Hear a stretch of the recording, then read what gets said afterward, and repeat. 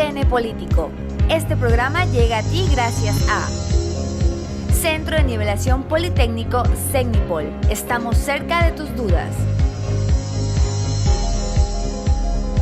Sueña y viaja. Si lo sueñas, lo cumplimos.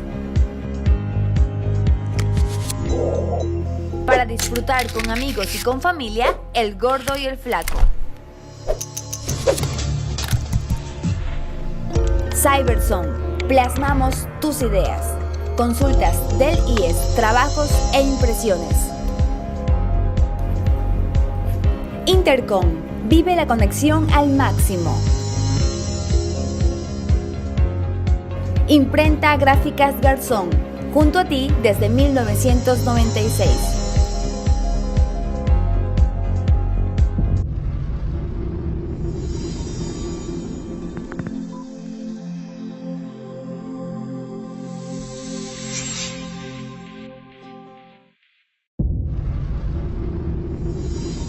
Amigos televidentes, sean ustedes bienvenidos a este programa de ADN Político, un espacio en donde contaremos los acontecimientos y el análisis de los hechos. Hoy les tendremos un programa sobre la frontera norte. Toda la problemática que existe lo revisaremos en este momento. Empecemos.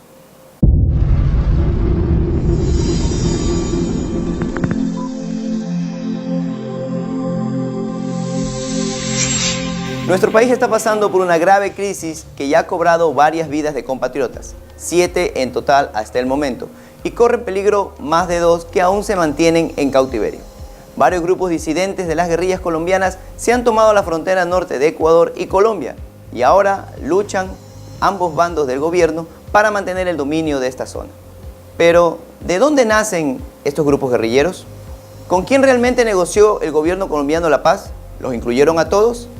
¿Y heredamos el problema de la narcoguerrilla? Veamos en el siguiente video. La historia señala que el germen de la lucha enarbolada por las Fuerzas Armadas Revolucionarias de Colombia se ubica en el llamado Bogotazo. 9 de abril de 1948, Jorge Eliezer Gaitán, candidato liberal a la presidencia, es asesinado y se desatan largos años de inestabilidad y violencia. Una cruenta disputa por el poder que deja miles de víctimas.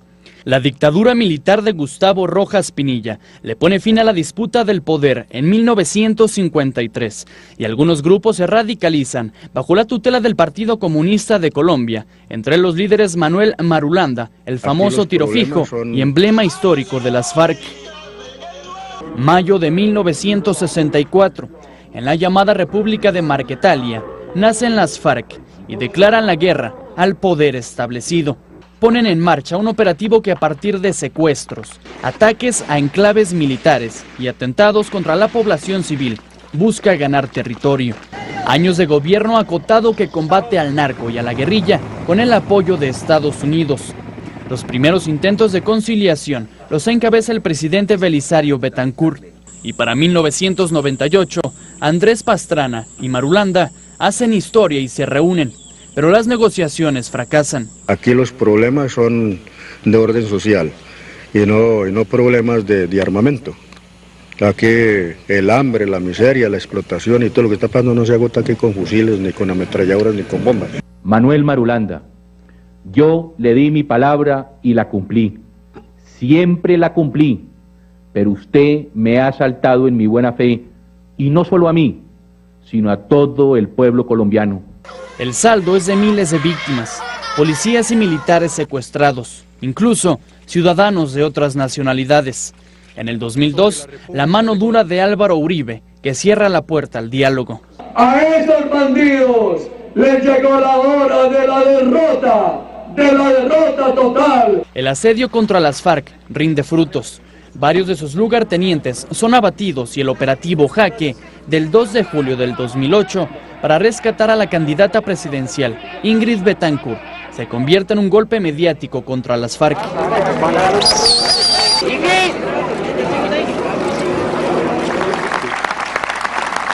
El punto de quiebre. Juan Manuel Santos llega al poder en el año 2010 y uno de sus empeños, poner fin al conflicto con la guerrilla. Se han desarrollado conversaciones exploratorias con las FARC para buscar el fin del conflicto. Las Fuerzas Armadas Revolucionarias de Colombia, o las FARC, fundada en el año de 1964, denominado un ejército del pueblo o una alternativa de poder popular en contra del Estado colombiano. Luego de 50 años de secuestros, atentados y de mantener en zozobra a todo el pueblo cafetero, anuncian un acuerdo de cese al fuego definitivo con el gobierno de ese país, la entrega de armas y la inscripción de un movimiento político. Este acuerdo se anunció el 23 de junio del 2016 y significó el fin de los enfrentamientos del problema más longevo en toda América Latina, que ha dejado cerca de 6 millones de desplazados, 200.000 fallecidos y más de 30.000 secuestrados en todo su periodo. Veamos el siguiente video. Después del acuerdo de paz alcanzado entre el gobierno colombiano y las FARC, luego de medio siglo de sangre y dolor, una noticia ha causado preocupación entre todos. Resulta que alrededor de 800 miembros de las FARC se negaron a dejar las armas y a la vez desmovilizarse, como señaló el defensor del pueblo colombiano. Una cifra altísima que demuestra la ruptura de cierto modo del acuerdo entre ambas partes. A principios de año el ejército estimó en 400 a los desertores. Sin embargo, los números han ido en aumento y todo hace indicar que subirá los próximos meses. Fueron 7.000 los combatientes que dejaron las armas para construir una nueva Colombia, pero ahora las cifras muestran la otra cara de la moneda. Estos disidentes están dedicados al narcotráfico y a la minería ilegal. Por esas razones, se mantienen firmes en su decisión.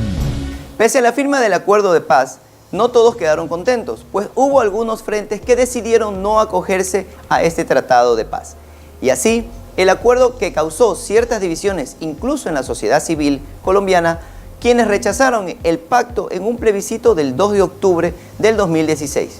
También empezaron los desacuerdos entre las guerrillas y varios de sus integrantes decidieron hacerse a un costado. Estos grupos no aceptaron desmovilizarse, es decir, cambiar su estilo de vida, entregar sus armas y hacer el tránsito hacia la vía legal, como lo estipulaba el convenio. Se trataría de aquel entonces del Frente 1 Armado Ríos y del Frente 7 que operaban en los departamentos Meta y Guapiare. Estos frentes aumentaron con el pasar de los años y ahora cuentan con alrededor de 1.400 miembros, repartidos en toda la frontera, especialmente en el sector de Nariño.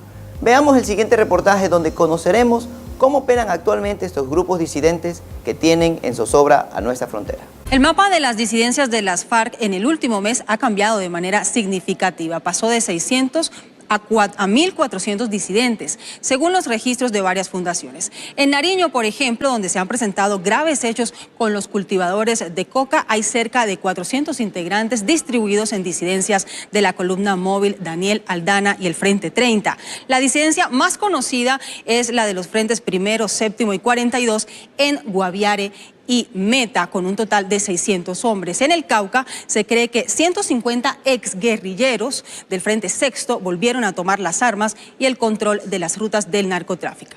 En Valle del Cauca, Antioquia y Putumayo habría un total de 100 hombres en armas. Durante el mandato de Rafael Correa, se firmó un acuerdo con el gobierno colombiano para mantener y aumentar la seguridad en la frontera y así evitar el libre acceso del narcotráfico, puesto que esta zona facilitaba el tránsito de estos productos psicotrópicos. Queremos más control en la frontera. Colombia es un país soberano, su presidente legítimamente electo puede tomar la estrategia que bien tenga para resolver ese gravísimo problema. A nivel práctico nunca se han roto las relaciones, en la frontera no pasaba nada, todo era normal. Sin embargo, para formalizar totalmente esas relaciones, es decir, a nivel de embajadores, sí requerimos esa información. Luego de estas medidas de ambos gobiernos, las reacciones nos hicieron esperar. Y la madrugada del sábado 27 de enero se produjo el primero de los múltiples atentados en la provincia de Esmeraldas. Fue en el cantón San Lorenzo, en la que un coche bomba explotó en el cuartel de policía de ese sector, dejando alrededor de 28 heridos y daños materiales, no tan solo en el recinto policial, sino también alrededor de 37 casas en un radio de 50 metros. El acto fue calificado como terrorista debido a las características del hecho. Así lo explicó el ministro del Interior, César Navas, y el fiscal del Estado, Carlos Vaca. Según versiones de las autoridades, esta situación fue una reacción a las acciones que el Estado ejecuta para combatir toda actividad ilícita que está sucediendo en la frontera con Colombia.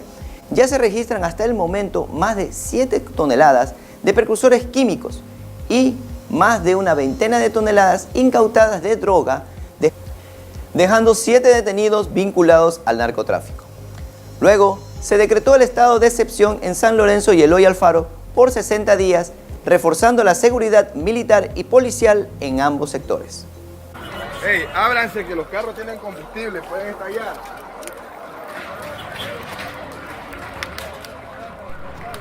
A la 1:40 de la madrugada de este sábado, un fuerte estruendo despertó a los habitantes de San Lorenzo.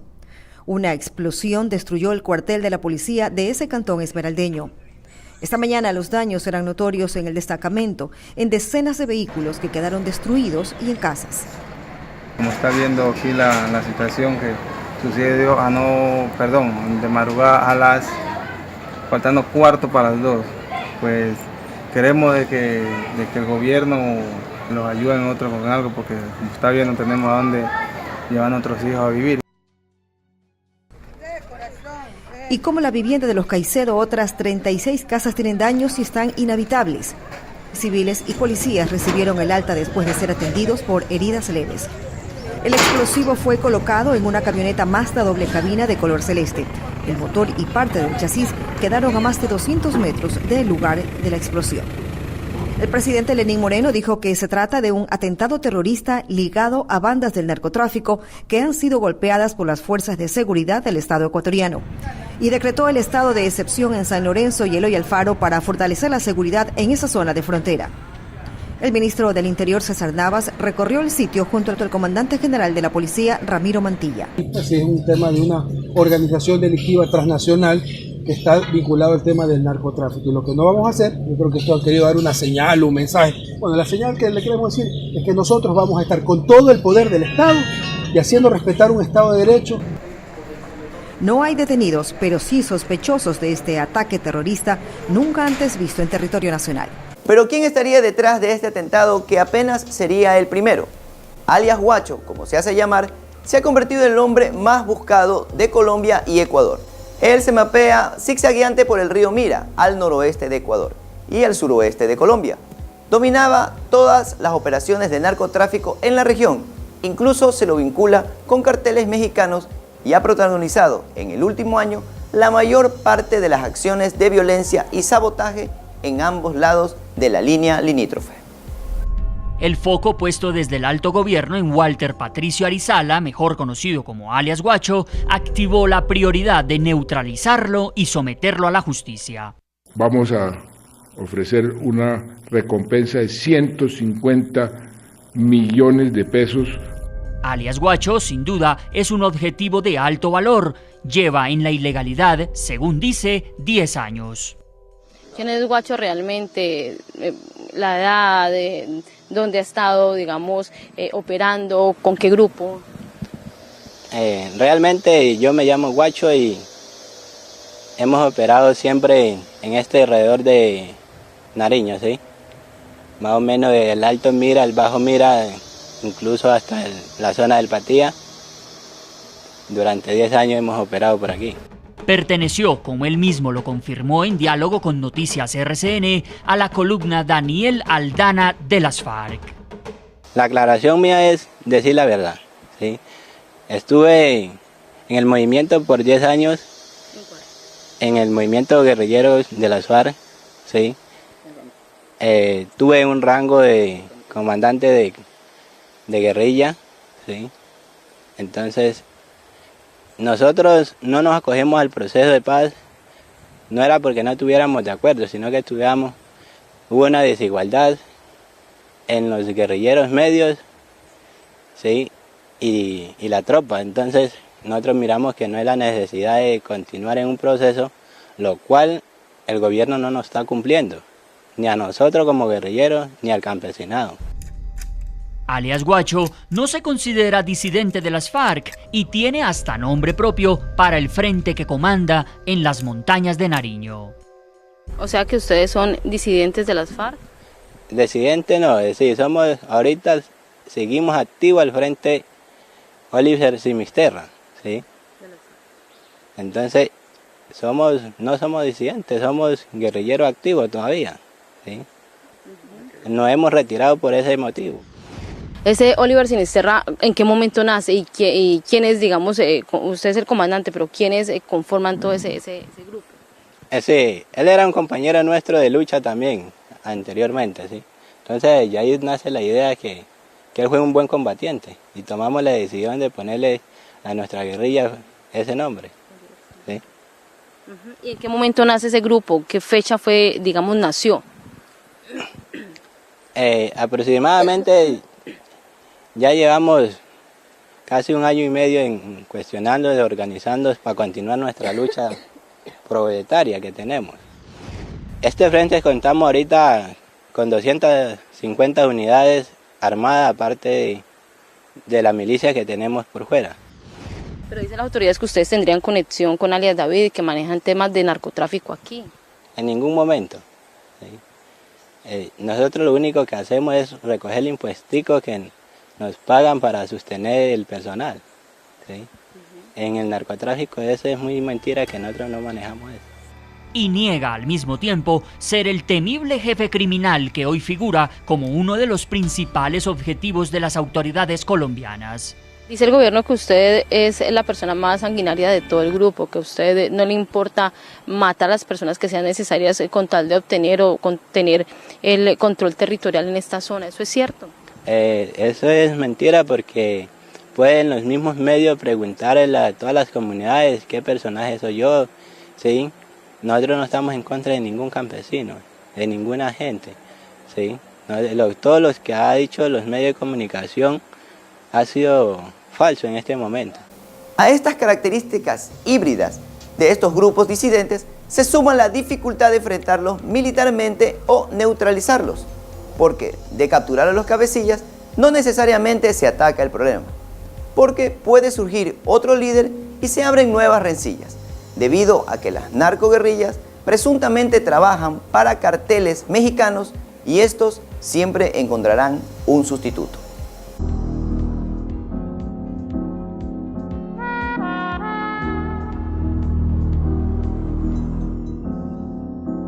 Taylor about the fucking flex.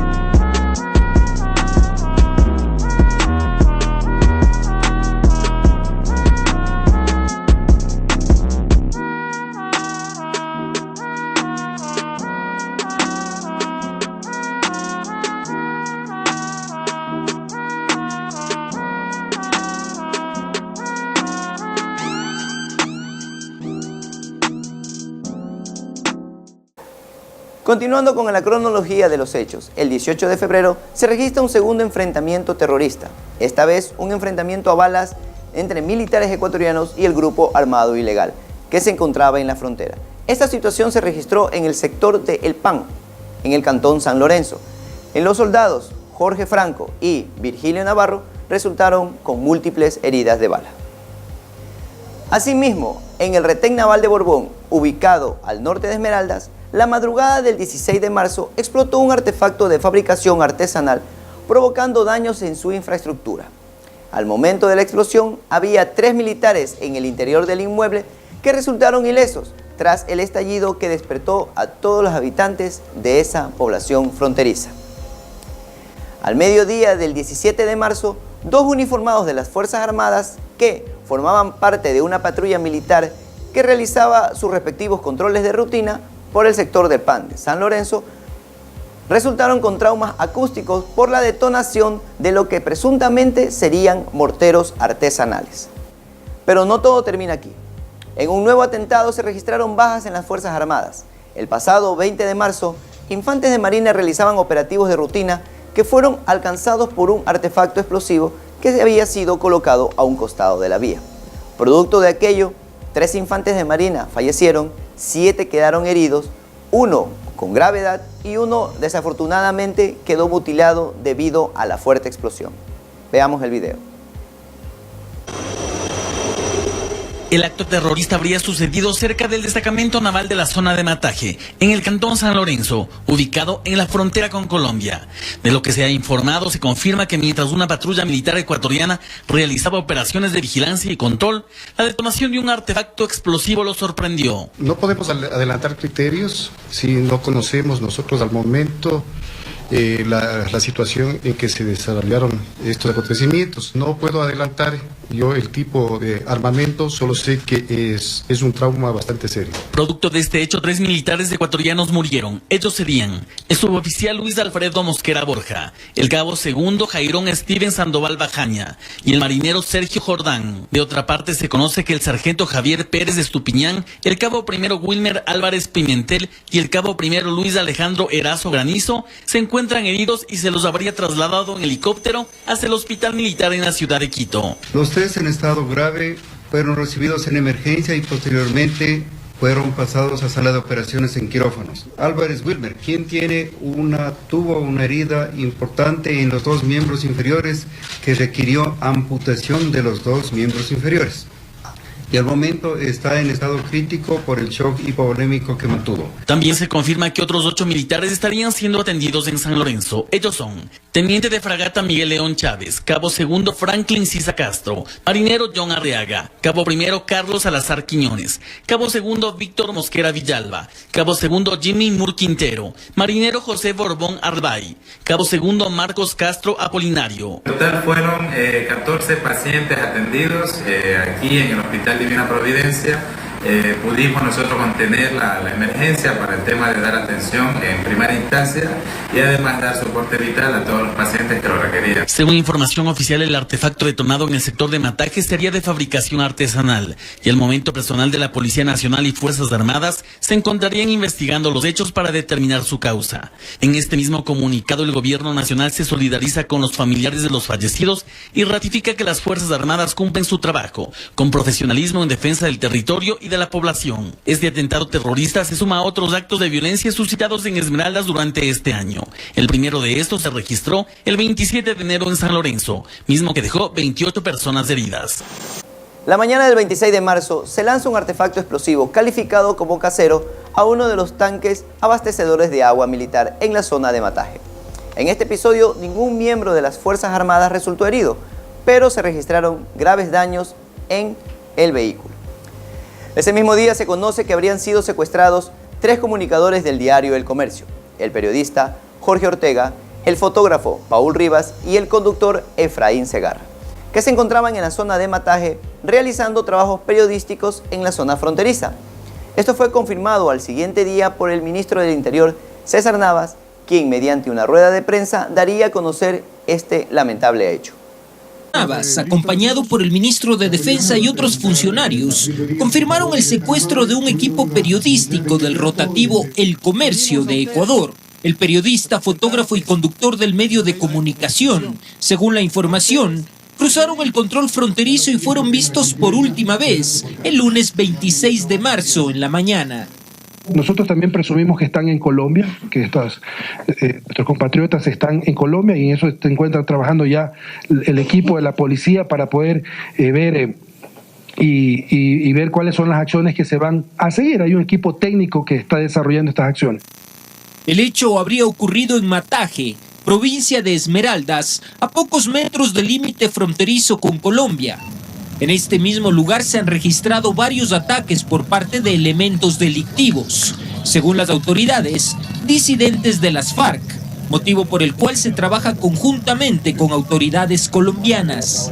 Nosotros tenemos una comunicación permanente con las autoridades colombianas, principalmente en el ámbito operativo, autoridades policiales y militares. Se han hecho ciertas coordinaciones que son básicas porque están en Colombia, la operación tiene que desarrollarla las entidades de Colombia. Nosotros estamos atentos y prestos si es que esto se puede cambiar o modificar en el teatro de operaciones, algún movimiento, pero es temas que ya se han realizado y se han ejecutado desde el día de ayer. Inmediatamente el gobierno nacional inició las negociaciones para tratar de liberar a los periodistas secuestrados. El ministro César Navas comentó a la prensa que estaban realizando las negociaciones correspondientes para la liberación. Los operativos de seguridad se intensificaron para evitar nuevos episodios parecidos. A los pocos días se filtró un video en la que uno de los secuestrados explica lo que los disidentes solicitaban, y entre una de sus peticiones estaba el intercambio de los presos que tenía Ecuador y la anulación del acuerdo bilateral entre Ecuador y Colombia que se mantenía en cuanto a la seguridad fronteriza. Señor presidente Lenín Moreno, llevamos 8 días ya detenidos y como lo dijimos en el primer video, queremos en sus manos, en el gobierno ecuatoriano, están nuestras vidas.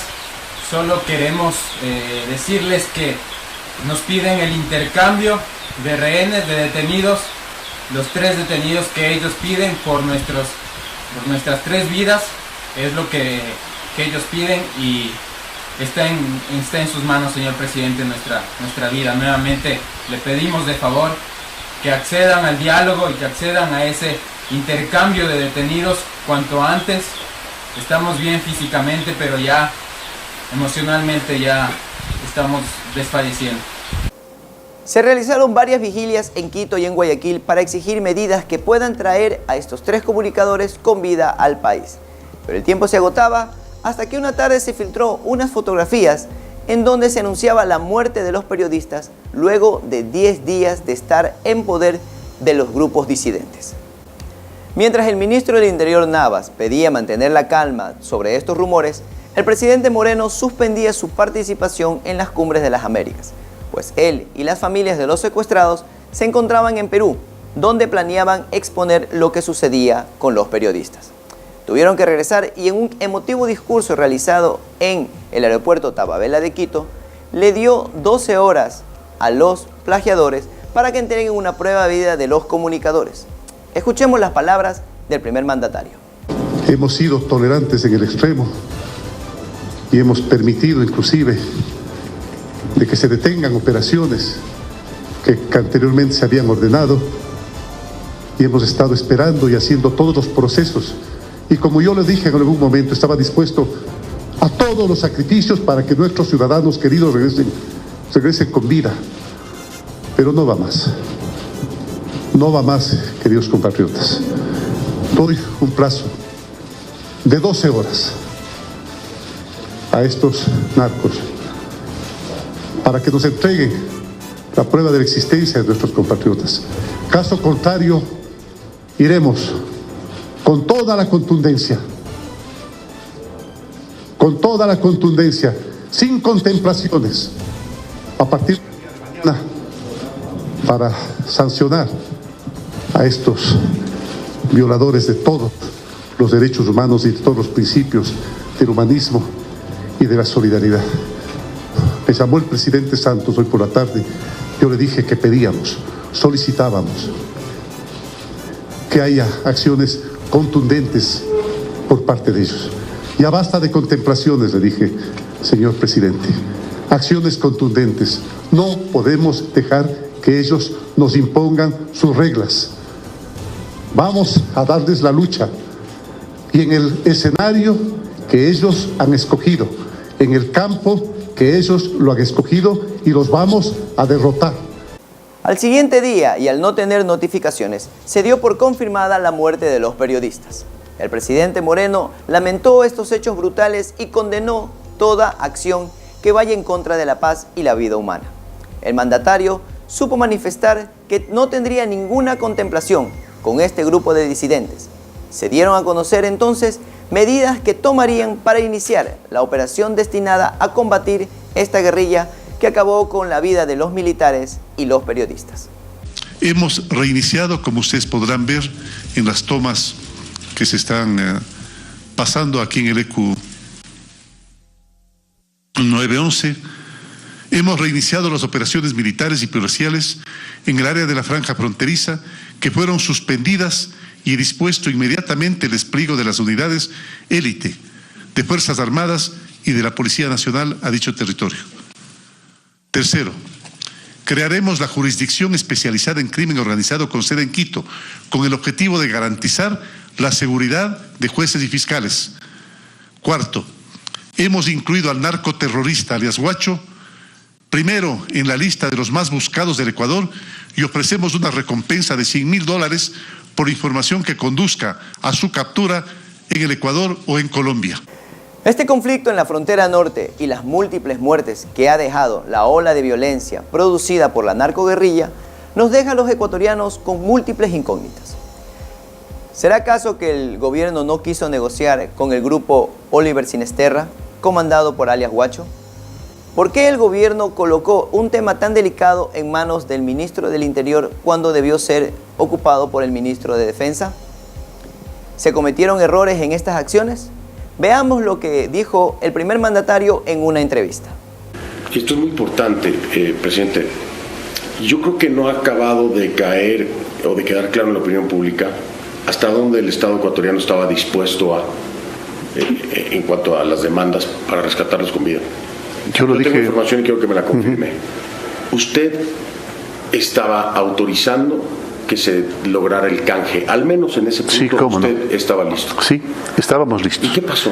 Casualmente el día antes de ayer, lunes, se cumplía ese plazo de procesos abreviados que hubieran permitido al presidente de la República hacer ese sacrificio inmenso, que es dejar en libertad a criminales para que nuestros hermanos conserven la vida.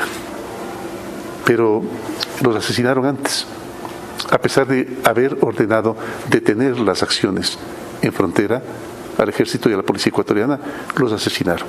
Eso me da a pensar algo. O los asesinaron antes, o jamás tuvieron la intención de entregarlos. Por petición de las familias, estoy haciéndole mi entrevista, pero al mismo tiempo me veo obligado en un compromiso. No, encantado. A hacerle algunas preguntas de los propios familiares. Por favor. De estos tres colegas periodistas. Me han dado una lista de preguntas, he escogido algunas de ellas, así que le haré la primera que me dan. Una de las primeras preguntas o dudas que tienen es por qué es el ministro del Interior, César Navas, quien lidera el proceso y no el ministro de la Defensa. Esto es una pregunta de los familiares. Sí, el señor ministro César Navas tiene mucha experiencia. Él fue un militar. Él fue un militar y prácticamente es el que está coordinando las tareas de seguridad. Y pienso que lo ha hecho con bastante eficiencia. ¿Habremos cometido errores? Lo decía yo en un mensaje a la Nación. Es posible que sí. Es posible que sí, es por eso que hemos aceptado de manera amplia la propuesta que hicieran los familiares de formar una comisión independiente para que averigüe si en el proceso se cumplió todas las reglas que se hubieran necesitado para llegar a un final feliz. Yo pienso que sí, pero si cometimos algún error sabremos reconocerlo, porque los pueblos perdonan que se cometa errores, pero no perdonan que se les mienta. Se ha señalado mucho que uno de los primeros errores fue haber sido el Estado el negociador. ¿Nunca pensaron en utilizar expertos internacionales en negociación? El mismo Ervin Hoyos que se estuvo... Como no estuve, lo escuché. No lo fue un error. Sí, él manifiesta que es un error, que temas de secuestros deben ser tratados con los familiares y con los secuestradores, y que el Estado no tiene por qué intervenir, dice Ervin. Muy difícil. Los ecuatorianos somos extremadamente emotivos, extremadamente sentimentales, extremadamente solidarios, y muy difícil que un gobierno decirle al gobierno ecuatoriano que no participe, porque además era el clamor, era el reclamo de familiares y era el reclamo también de la ciudadanía. En los días posteriores se generaron nuevas conjeturas y situaciones que debían ser analizadas. Se empieza a investigar la construcción de un puente que une a la selva colombiana con el sector de Mataje en Ecuador. Esta obra fue creada en el gobierno de Rafael Correa, quien supuestamente estaba planteando un tercer eje fronterizo. También se habla de una presunta relación de amistad entre el expresidente y algunos integrantes de las FARC, quienes supuestamente habrían financiado la campaña política de la candidatura en el 2006. El presidente Moreno ordenó que se investiguen estas supuestas presunciones. Aquí el siguiente video. Imagínense hasta el hecho de haber hecho una carretera de primer orden con un puente también bastante bien construido que en el río Mataje, que separa a Ecuador de Colombia. Nosotros construimos una carretera con un puente que no va a ninguna parte. Saque usted sus propias conclusiones, Andrea. ¿Puede decir que el Ecuador no estaba preparado para algo así? No estaba preparado. No estaba preparado, es más, se desmanteló la capacidad operativa del país. Se compró helicópteros de mala calidad que se caían, 4 de los 7 se cayeron. Aviones que costaba más reparar los viejos, que costaba más repararlos que comprar los nuevos. No se compró el armamento debido a las Fuerzas Armadas y a la policía. Y se compró radares que no funcionaban. Con eso nos encontramos nosotros, y es por eso que se ha hecho tan dificultoso darle nuevamente operatividad. Recordemos además que se descabezó a toda la cúpula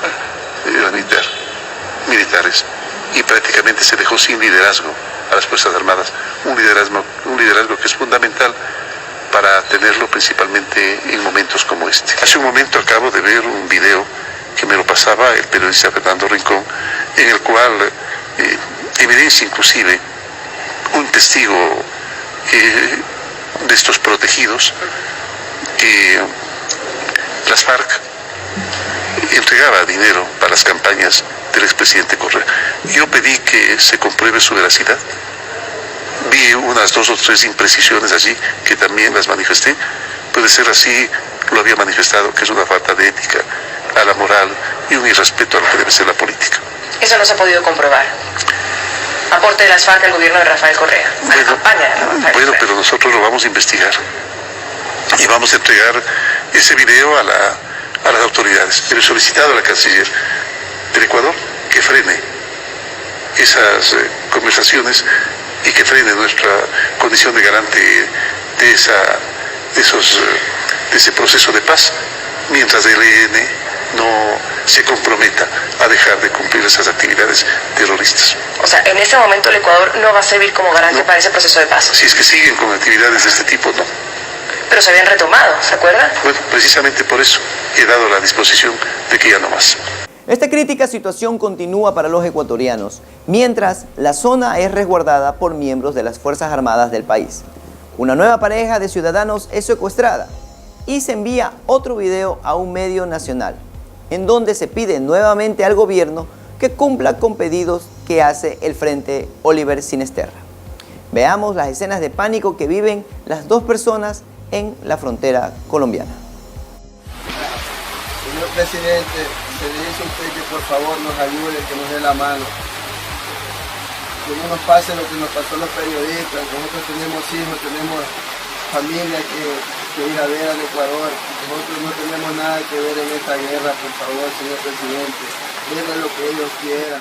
Una de las exigencias de alias Guacho es la liberación de los presos pertenecientes a las guerrillas que se mantienen en Ecuador, ya que han pasado de 3 a 12 en los últimos días, cuando se intensificaron las acciones de las Fuerzas Armadas para brindar la seguridad en la zona fronteriza. Pero el primer mandatario tampoco se quedó atrás.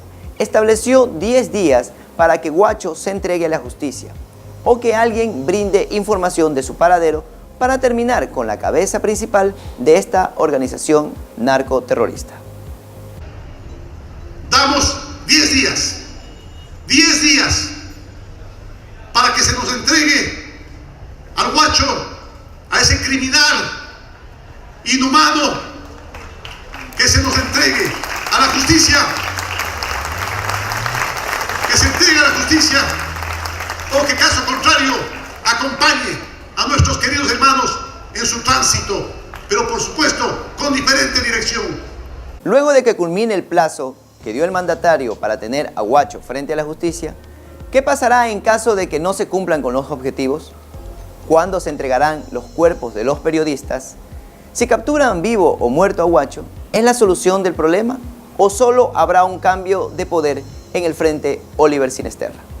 Estas, entre otras, son las preguntas que nos quedan a los ecuatorianos de esta delicada y preocupante situación. Nos vemos en el próximo programa de ADN Político. Gracias.